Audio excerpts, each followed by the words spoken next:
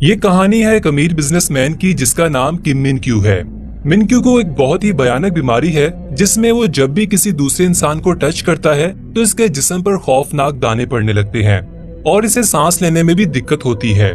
यहाँ तक कि वो बेहोश हो जाता है या मर भी सकता है। मिन क्यू भी चाहता है कि इसकी गर्लफ्रेंड हो, लेकिन अपनी इस बीमारी की वजह से वो लड़कियों को टच नहीं कर सकता और इसी वजह से इसने घर में अपने आप को 10 साल से कैद किया हुआ है। मिन क्यू अपने घर से बाहर नहीं जाता। इसके पर्सनल डॉक्टर ओ ने इलाज करने की कोशिश की, लेकिन कोई फायदा नहीं हुआ। लेकिन एक दिन इसका डॉक्टर मिन क्यू से कहता है कि वो अपनी इस बीमारी के साथ जीना सीख ले। साथ ही वो मिन क्यू को एक स्मार्ट वॉच देता है जिसमें अलग अलग किस्म के रंग होते हैं जो इसकी एलर्जी की हालत को बताते हैं। ब्लू रंग में एलर्जी नॉर्मल, येलो में हल्का सा अटैक, ऑरेंज में मिन क्यू की एयरवेज बंद हो जाएंगी और रेड में वो कुछ ही मिनट्स में मर जाएगा। एक दिन प्रोफेसर होंग नामी साइंटिस्ट मिन क्यू से राब्ता करता है और वो कहता है कि इसने अपनी टीम के साथ मिलकर एक बहुत ही इंटेलिजेंट रोबोट तैयार किया है और क्योंकि वो रोबोट इंसान नहीं है इसलिए मिन क्यू जब भी रोबोट को टच करेगा तो इसे कोई अटैक नहीं आएगा। प्रोफेसर होंग इस रोबोट की कीमत $100 बिलियन बताता है। अगले दिन मिन क्यू होंग से मिलने इसकी लैब में जाता है और जैसे ही मिन क्यू वहाँ पहुँचता है तो वो एक रोबोट को देखता है जो बहुत ही खूबसूरत लड़की की तरह नजर आ रहा था। रोबोट अपना नाम AJ3 बताती है जो प्रोफेसर होंग की बनाई हुई एक एडवांस रोबोट होती है। मिन क्यू इसको देखकर हैरान रह जाता है और पहले तो वो इसे टच करने से घबराता है, लेकिन जब वो इसे छूता है तो मिन क्यू को इसके शरीर पर कोई भी दाने नहीं आते। ये देखकर मिन क्यू बहुत खुश हो जाता है और AJ3 मंसूबे में फंड भी लगा देता है। अगले दिन लैब में प्रोफेसर की टीम रोबोट को टेस्ट कर रही होती है। टीम का एक बंदा सोडा की बोतल फेंकता है जिसकी एक बूंद रोबोट के प्रोसेसर में जा गिरती है जिससे शॉर्ट सर्किट होता है और प्रोसेसर तबाह हो जाता है। प्रोफेसर और इसकी टीम परेशान हो जाते हैं क्योंकि अगले दिन AJ3 को डिलीवर करना था।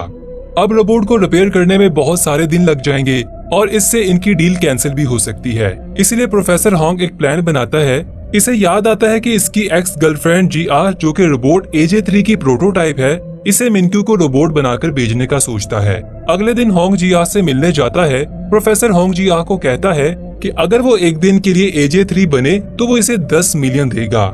यहाँ हमें पता चलता है कि GR बहुत गरीब है और इसे पैसों की जरूरत है, इसीलिए वो इस ऑफर को एक्सेप्ट कर लेती है।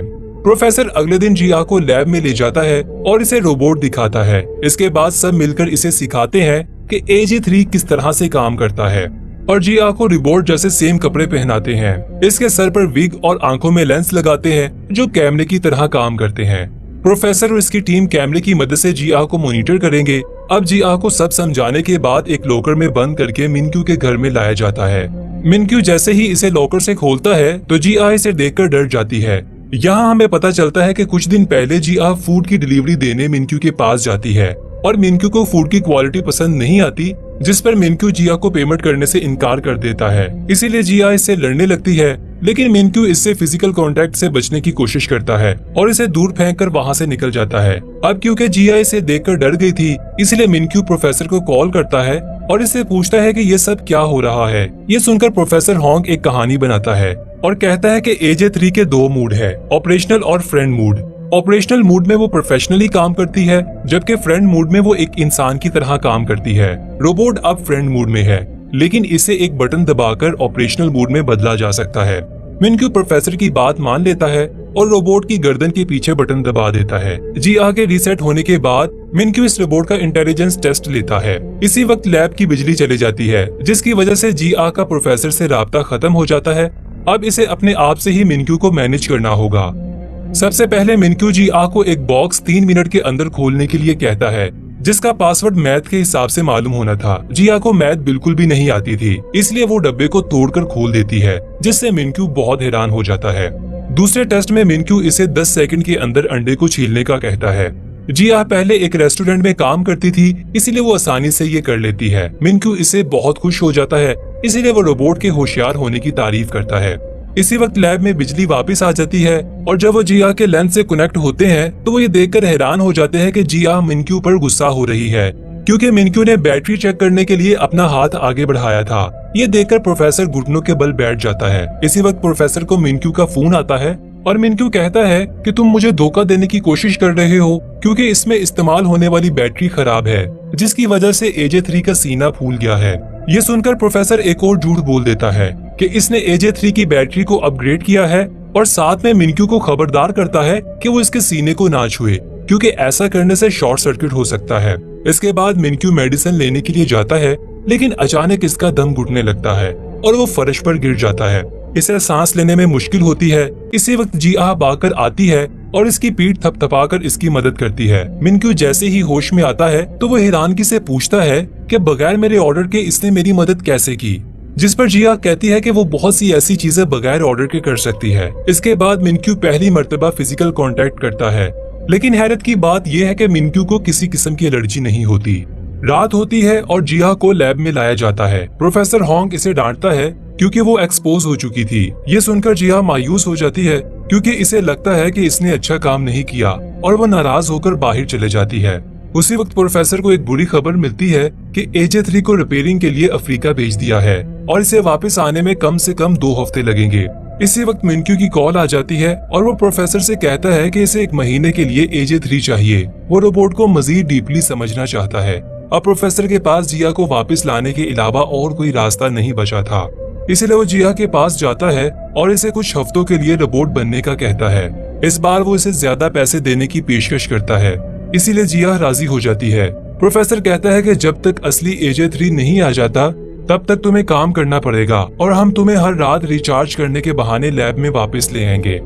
अगले दिन बदकिस्मती से जिया को डायरिया हो जाता है और वो मैनेज करने की बहुत कोशिश करती है, लेकिन गलती से वो फार्ट कर देती है। मिनक्यू हैरानगी से पूछता है कि ये क्या आवाज है, जिस पर रोबोट जवाब देता है कि ये आपने किया है मेरे मालिक। जल्द ही गंध चारों तरफ फैल जाता है, इसीलिए जिया इसे कपड़े बदलने का कहती है। बोला बाला मिनक्यू इस पर यकीन कर लेता है क्योंकि इसके अलावा यहाँ और कोई इंसान नहीं है, और वो कपड़े बदलने चला जाता है। इसका फायदा उठाकर वो भागकर वॉशरूम की तरफ निकल जाती है। मिनक्यू जल्दी से वापस आ जाता है और वो देखता है कि रोबोट गायब है। वो इसे घर में ढूंढने लगता है और आखिरकार वो देखता है कि जिया इसके महंगे परफ्यूम से टॉयलेट को साफ कर रही है। मिनक्यू ये देखकर हैरान हो जाता है और कहता है कि रोबोट तो पानी को हाथ नहीं लगाते, तो तुम ये सब कैसे कर रही हो। इस वक्त जिया झूठ बोल देती है कि वो एक एडवांस रोबोट है जो इन सभी कामों में माहिर है।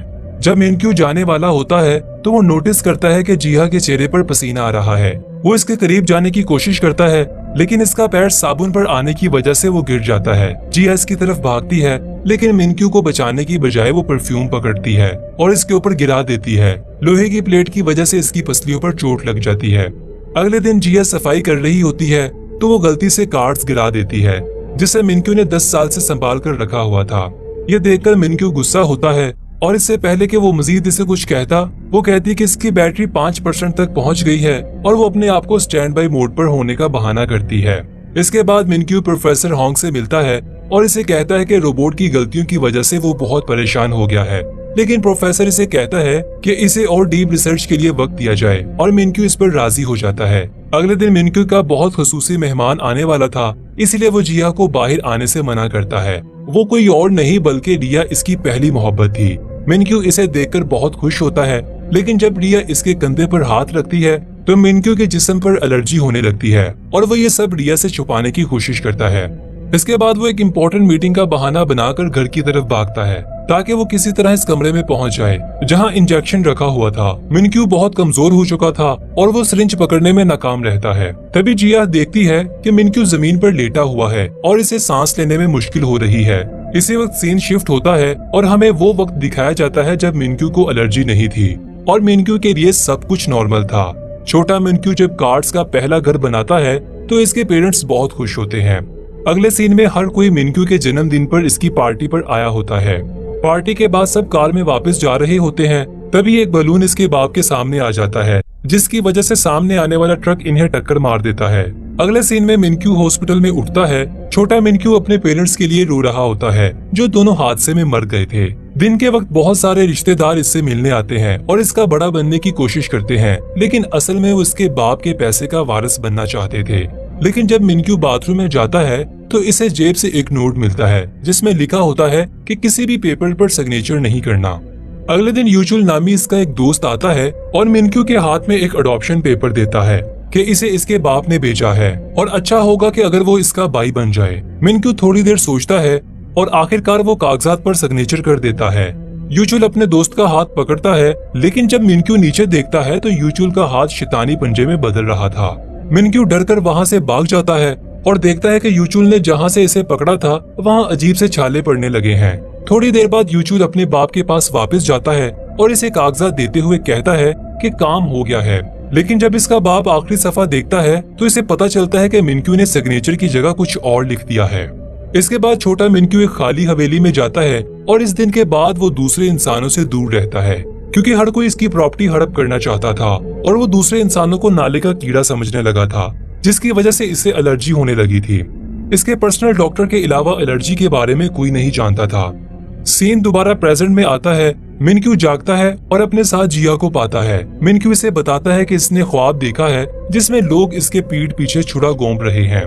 इसके बाद वो ये जानकर हैरान हो जाता है कि वो बिल्कुल नॉर्मल हालत में है। इसलिए वो जिया का शुक्रिया अदा करता है क्योंकि इसने इसे इंजेक्शन दिया था। जिया और मिनक्यू एक दूसरे के साथ ज्यादा वक्त गुजारने लगे थे और इनका रिश्ता मजीद गहरा होता जाता है और वो एक दूसरे के करीब होते जाते हैं। एक दिन मिनक्यू इसे कहता है कि वो इसके साथ रिया की डेट पर जाए। वो दोनों एक दूसरे के साथ बहुत देर तक बैठते हैं। जैसे ही रिया वहाँ से जाने लगती है तो वो मिनक्यू को हाथ मिलाने का कहती है और फिर मिनक्यू डरते हुए इसका हाथ पकड़ लेता है, जिसकी वजह से इसे एलर्जी शुरू हो जाती है और सांस लेने में तकलीफ होने लगती है। और जब वो अपना इंजेक्शन पकड़ता है तो वो इस सोच में पड़ जाता है कि इसे ये सिरिंज लगाना चाहिए या नहीं, क्योंकि वो इस बेकार जिंदगी से थक चुका था। इसकी स्मार्ट वॉच तेजी से बीप करने लगती है। जिया इसके पास आती है और वो होश में आ जाता है। जब जिया मिनक्यू को देखती है तो मॉनिटर नॉर्मल हो जाता है। मिनक्यू इंजेक्शन के बगैर ठीक हो जाता है। थोड़ी देर बाद वो दूसरे अपार्टमेंट में वापस जाने का फैसला करते हैं, लेकिन जब वो जा रहे होते हैं तो एक बंदा गलती से मिनक्यू से टकरा जाता है और वो चेक करने के लिए कि मिनक्यू ठीक है इसे पकड़ लेता है। लेकिन हैरानगी की बात ये है कि इसे एलर्जी नहीं होती। ये देखकर मिनक्यू ज्यादा हजूम में जाने का फैसला करता है ताकि वो खुद को चेक कर सके, क्योंकि ऐसा इसने 10 सालों में नहीं किया था। जैसे ही वो बाहर निकलते हैं एक बच्चा मिनक्यू के हाथ से टकराता है, लेकिन दोबारा कुछ नहीं होता। फिर दोनों एक बहुत बड़े हजूम में जाते हैं जहां मिनक्यू के साथ वाला शख्स इसका हाथ पकड़ता है और मिनक्यू मॉनिटर पर देखता है कि सब ठीक है। ये देखकर मिनक्यू की आंखों में पानी आ जाता है। इसके बाद वो डॉक्टर ओ को फोन करता है और रोते हुए कहता है कि इसकी एलर्जी खत्म हो गई है। तभी एक शख्स इससे टकरा जाता है, जिसकी वजह से मॉनिटर बीप करने लगता है। दूसरी तरफ जिया मिनक्यू को ढूंढना शुरू करती है। जब वो मिनक्यू को देखती है तो इसकी एलर्जी खत्म होने लगती है और जब एक जोड़ा इन दोनों के दरमियान में आता है तो एलर्जी फिर से वापस आ जाती है। मिनक्यू अपने डॉक्टर को बताता है कि कोई यहाँ पर है जिसे मैं देखता हूँ तो एलर्जी खत्म हो जाती है, और जब इसे नहीं देख पाता तो एलर्जी फिर से वापस आ जाती है। इसके बाद जिया मुस्कुराती है और मिनक्यू कॉल बंद कर देता है और जिया को गले लगा लेता है और कहता है कि मैं तुम्हारे लिए दुनिया की सबसे बड़ी बैटरी खरीदूंगा। इसके बाद वो डॉक्टर ओ से फोन पर बात करता है और इसे कहता है कि अब वो बिल्कुल ठीक है। डॉक्टर भी हैरान है कि पहली बार मिनक्यू को एक इंसान के टच करने के बाद इंजेक्शन की जरूरत नहीं पड़ी। इसके बाद मिनक्यू जहाँ भी जाता है वो जिया को अपने साथ ले जाता है और इसे अपना सबसे अच्छा दोस्त समझता है। इसी दौरान एजे रोबोट रिपेयर हो जाता है, लेकिन इसे प्रोफेशनली काम करने के लिए कुछ वक्त लगेगा। प्रोफेसर कहता है कि एजे 3 कुछ दिन के बाद बिल्कुल ठीक हो जाएगा। जिया, जिसे मिनक्यू के साथ रहने की आदत पड़ गई थी, वो ये खबर सुनकर उदास हो जाती है। एक दिन मिनक्यू जिया को एक रेस्टोरेंट में ले जाता है, लेकिन इसे एक अलग मेज पर अकेले बिठा देता है। फिर वो रिया और इसके बाप को मिलता है।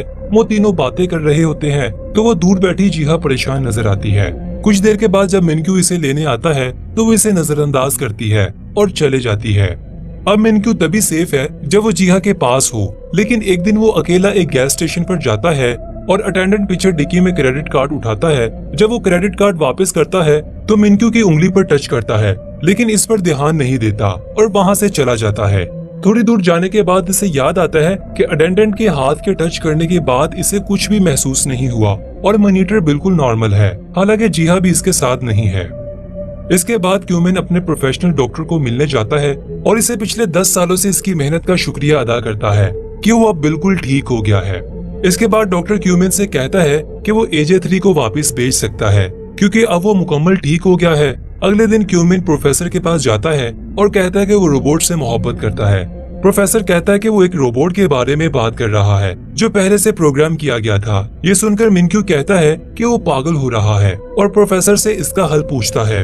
अगले दिन प्रोफेसर मिनक्यू के पास आता है और इसे कहता है कि एक रास्ता है, अगर वो एजे 3 को रीसेट कर दे। इसी तरह वो सब कुछ भूल जाएगी और तुम अपनी जिंदगी में आगे बढ़ सकोगे। मिनक्यू उदास हो जाता है, लेकिन वो जानता है कि अब यही रास्ता बचा है। इसके बाद जिहा भी ये खबर सुनती है और वो भी परेशान हो जाती है। जिहा आखिरी बार AJ3 के कपड़े पहनती है। अगले सीन में हम देखते हैं कि जिहा मिनक्यू के सामने खड़ी है और बर्फबारी हो रही है और मिनक्यू इसे आखिरी बार सैर के लिए ले जाता है और वापस हवेली में ले आता है। आखिरकार वो एक दूसरे का सामना करते हैं। मिनक्यू इसका शुक्रिया अदा करता है। ये सुनकर जिहा की आंखों में आंसू आ जाते हैं। इसके बाद मिनक्यू जिहा के पास जाता है और इसे अपनी माँ का हार निकालकर जिहा के गले में डाल देता है। इसके बाद वो इसे गले लगाता है और मिनक्यू रीसेट का बटन दबा देता है। लैब में असली AJ3 रिपोर्ट करता है कि मिनक्यू का फोल्डर डिलीट कर दिया गया है। रात को मिनक्यू और जिहा सोते वक्त रोते हैं। जिहा इतनी रोती है कि अगली सुबह वो बीमार पड़ जाती है। इसे हॉस्पिटल ले जाया जाता है और हम देखते हैं कि इसने अभी भी मिनक्यू की माँ का हार पहन रखा है। इसके बाद वो दोनों अपनी जिंदगी में आगे बढ़ जाते हैं, जहाँ जिहा अपनी दादी के शहर चली जाती है, जबकि मिनक्यू रिहा के साथ शादी की तैयारी करता है। एक दिन मिनक्यू ट्रेन पर चढ़ता है, जहाँ वो AJ3 जैसा चेहरा देखता है और वो सोचता है कि ये वही सेम रोबोट है। दोनों एक दूसरे के आमने सामने बैठने के बावजूद कुछ भी बात नहीं करते, क्योंकि जिहा को मिनक्यू के साथ बोलने से मना किया गया था। लेकिन मिनक्यू को शक होता है कि ये वही रोबोट है, इसीलिए वो प्रोफेसर को फोन करता है और कहता है कि इसने AJ3 जैसा चेहरा देखा है। जिस पर प्रोफेसर कहता है कि इसने रोबोट को किसी ऐसे शख्स पर बनाया था जो इसका जानने वाला था। मिनक्यू कहता है कि क्या वो इससे बात कर सकता है, जिस पर प्रोफेसर इसे मना करता है। प्रोफेसर के मना करने के बावजूद भी ये इसका पीछा करता है और इसके साथ बात करने का कहता है, जिस पर जिहा मसरूफ होने का बहाना करती है। लेकिन मिनक्यू इसका इंतजार करने के लिए बैठ जाता है। इसी दौरान जिहा जल्दी से किचन में जाती है और अपने गले से हार उतारकर प्लेट में छिपा देती है। बहुत सारा टाइम गुजर जाता है, लेकिन मिनक्यू अभी भी वहाँ पर बैठा होता है, जिसकी वजह से जिहा इससे बात करने पर मजबूर हो जाती है और वो इसे बताती है कि इसने 4 साल पहले डॉक्टर होंग से पैसे लिए थे और तुम्हारे सामने रोबोट होने का नाटक किया था। मिनक्यू इससे मजीद पूछने की कोशिश करता है, लेकिन जिहा इसे कहती है कि वो यहाँ से चला जाए, वरना वो पुलिस को कॉल करेगी। मिनक्यू चालाकी से इसकी दादी से पूछता है कि क्या इसके पास रहने के लिए कमरा है, जिस पर वो औरत हाँ कह देती है और इसे रात को यहीं पर रहने देती है। अगले कुछ दिनों तक वो दादी के साथ अच्छे ताल्लुक बना लेता है, साथ ही जिहा की तवज्जो भी हासिल कर लेता है और इसे अपने साथ गुजारे वक्त की याद दिलाता है। एक दिन मिनक्यू रेस्टोरेंट पर जाता है और इसे पता चलता है कि जिहा यहाँ से जा चुकी है, इसीलिए वो यहाँ इसे हर जगह ढूंढने लगता है। आखिरकार वो इसे ढूंढ लेता है और इसे देखकर जिहा जल्दी से नेकलेस को छुपा लेती है, लेकिन वो नेकलेस देख लेता है। ये जानकर के इसके साथ धोखा हुआ है, इसे बहुत बुरा फील होता है, लेकिन इससे पहले कि वो इसे कुछ कहता, इसकी एलर्जी दोबारा से जाहिर होने लग जाती है और मॉनिटर डेड पर पहुंच जाता है, जो पहले कभी ऐसा नहीं हुआ था। आखिरी सीन में वो जमीन पर गिर जाता है और इसके बचने के इम्कान बहुत कम होते हैं। यहाँ पर यह दिलचस्प मूवी खत्म हो जाती है। अगर आप इसका दूसरा पार्ट देखना चाहते हैं तो कमेंट में हमें जरूर बताइएगा और चैनल को सब्सक्राइब कर दीजिए। तब तक के लिए अलविदा।